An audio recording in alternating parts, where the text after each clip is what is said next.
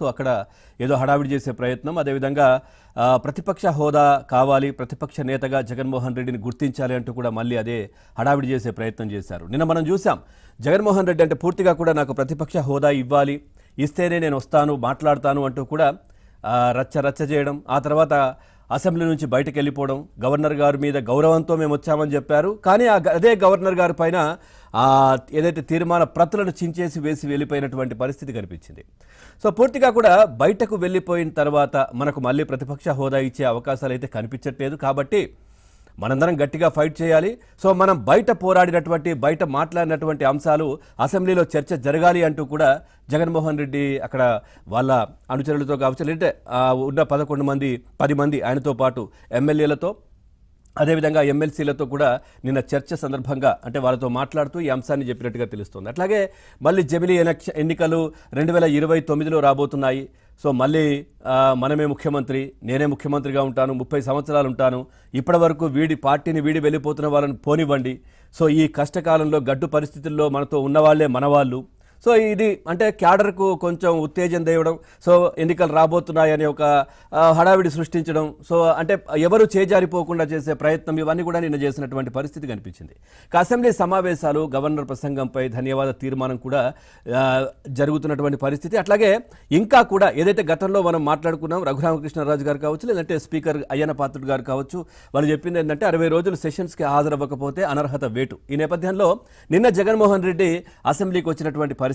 So నిన్న ఏదైతే governor ప్రసంగం మాత్రమే కాబట్టి నిన్న వచ్చినా కానీ వచ్చినట్టు కాదు, సంతకం పెట్టినట్టు కాదు. అంటే అసెంబ్లీకి వచ్చారు, అటెండ్ అయ్యారు, కానీ ఇటు స్పీకర్ అధ్యక్షతన జరిగినటువంటి సమావేశాలకు వస్తేనే సో ఆ అసెంబ్లీకి అటెండ్ అయినట్టుగా అంటూ ఇటు అసెంబ్లీ వర్గాలు కూడా ఒక చిన్న నోట్ కూడా రిలీజ్ చేసినట్టుగా తెలుస్తోంది. దానికి సంబంధించి చర్చ కూడా జరుగుతోంది. సో ఇంకా అనర్హత వేటు కత్తి జగన్ మెడపైన ఇంకా వేలాడుతున్నటువంటి పరిస్థితి కనిపిస్తోంది.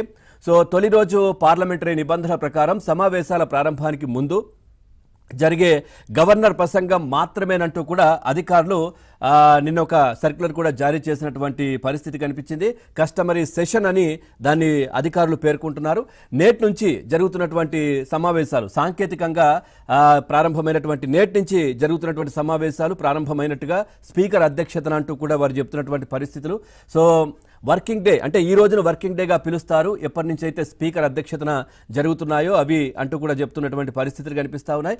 సో ఈ నేపథ్యంలో కూడా మరి పూర్తిగా అసెంబ్లీ సెషన్స్కి హాజరయ్యి ప్రజా సమస్యలపైన మాట్లాడితే బాగుండేది. మరి ఇప్పుడు వచ్చి ఉంటే మైక్ ఇస్తారా ఇవ్వరా అనేది క్లారిటీ వచ్చేది కదా, మరి ఇప్పుడు తెలిసేది కదా అని చెప్తా ఉన్నారు. కానీ జగన్మోహన్ రెడ్డి కావాలనే ఇటు అసెంబ్లీకి ఎగ్గొట్టడానికే ఈ విధంగా చేస్తున్నారనే చర్చ కూడా జరుగుతున్నటువంటి పరిస్థితి కనిపిస్తోంది. సో పూర్తిగా నాకు ప్రతిపక్ష హోదా ఇస్తేనే, నాకు ముందు సీట్ వేస్తేనే, నాకు ముఖ్యమంత్రికి ఇచ్చిన సమయం ఇస్తేనే వస్తానని చెప్పడం, సో ఇదంతా ఏంటి అంటూ కూడా చాలామంది ప్రశ్నలు సంధిస్తున్నటువంటి పరిస్థితులు ఒకవైపు కనిపిస్తూ ఉన్నాయి. అదే విధంగా నిన్న జరిగినటువంటి ఏదైతే జగన్మోహన్ రెడ్డికి సంబంధించి కూడా, అంటే గతంలో చెప్తూ ఉంటారు ఆయన చాలాసార్లు, దేవుని స్క్రిప్ట్ ఎలా ఉందో చూసారా, సో ఇది దేవుని స్క్రిప్టు, ఈ విధంగా జగన్మోహన్ రెడ్డి చాలాసార్లు మాట్లాడుతూ ఉంటారు. కానీ నిన్న జరిగింది ఒక ప్రకృతికి వ్యతిరేకంగా ఎవరైనా ప్రవర్తిస్తే, సో దేవుడు కన్నెర్ర చేస్తే, అంటే జగన్మోహన్ రెడ్డి భాషలోనే చెప్తా ఉన్నాను, సో ఏం జరుగుతుందనేది నేను చూపించారు. ఆయనకి హింట్ ఇస్తూ ఉంటారు, నీకొచ్చింది ఇంతే, నీకు 11 మందే, నువ్వు జాగ్రత్తగా ఉండాలి, నువ్వు ఇంకా ప్రజల్లోకి వెళ్ళి ప్రజల పక్షాన అసెంబ్లీలో పోరాడితే ఇంకా ఫర్దర్గా ముందుకెళ్లే పరిస్థితి ఉంటుంది, నీకు ప్రతిపక్ష హోదా నెక్స్ట్ టర్మ్లో వచ్చే అవకాశాలు ఉంటాయి, కానీ గట్టిగా దీన్ని గుర్తుపెట్టుకో అనేది ఎప్పటికప్పుడు ఆ ప్రకృతి కావచ్చు, ఆ భగవంతుడు కావచ్చు గుర్తు చేస్తూ ఉంటారు. దానికి ఉదాహరణ నిన్న చూస్తే, నిన్న ఏకాదశి తిథుల ప్రకారం 11, నిన్న జగన్మోహన్ రెడ్డి 11 మందిని ఎమ్మెల్యేలను వేసుకొని అసెంబ్లీకి వచ్చారు. ఆ తర్వాత 11 నిమిషాలు మాత్రమే అక్కడ ఉన్నారు. ఆ తర్వాత 11 గంటలకు బయటకు వెళ్ళిపోయారు. అంటే దేవుని స్క్రిప్ట్ ఇది కదా జగనన్న అంటూ చాలామంది ప్రశ్నలు సంధిస్తున్నారు. ఇది నీకు వచ్చింది 11, ఇది గుర్తుపెట్టుకో, నిన్న జరిగినటువంటి ఓవరాల్గా జరిగినటువంటి సిచ్యువేషన్, అంశాలు ఇది అంటూ కూడా చాలామంది చెప్తున్నటువంటి పరిస్థితి. సో చూద్దాం, మరి ఇప్పటికైనా జగన్మోహన్ రెడ్డి మారతారా? మరి అసెంబ్లీ సెషన్స్ జరిగే రోజుల్లో, బడ్జెట్ సమావేశాలు జరుగుతున్నటువంటి సమయంలో మరి వస్తారా రారా ఏంటి అనేది చూడాల్సి ఉంది. సో అట్లాగే ఈ సాక్షి ఏదైతే రోత పత్రిక ఉంటుందో దానికి సంబంధించి కూడా మనం చూస్తే, అంటే ఎమ్మెల్యేల శిక్షణ తరగతులకు సంబంధించి జరగకుండా కోట్లాది రూపాయలు వెచ్చించారంటూ ఈ రోత పత్రికలో కూడా కథనాలు కూడా ప్రచురించడం జరిగింది. తర్వాత దీనికి సంబంధించి అంటే ఈ సందర్భంగా ఎమ్మెల్యేల శిక్షణ తరగతులపై సాక్షి మీడియాలో వచ్చిన కథనాలపై స్పీకర్ అయ్యన్న పాత్రుడు చాలా సీరియస్ అయ్యారు. సాక్షి మీడియాకు ప్రివిలేజ్ నోటీసులు కూడా ఇవ్వాలని నిర్ణయించినట్టుగా తెలుస్తోంది. అంటే ఈ విధంగా అసత్య కథనాలు ఇష్టం వచ్చినట్టుగా మాట్లాడడం ఏంటి అంటూ కూడా చాలా సీరియస్ అయినటువంటి పరిస్థితి.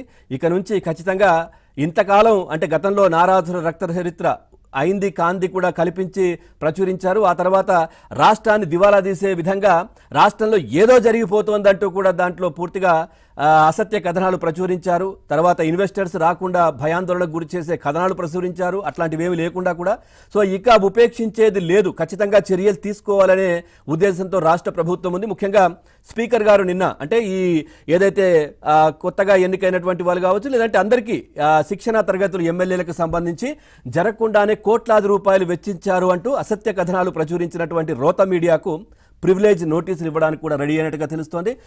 ఇప్పుడు మండలి సమావేశాలు కూడా జరుగుతూ ఉన్నాయి.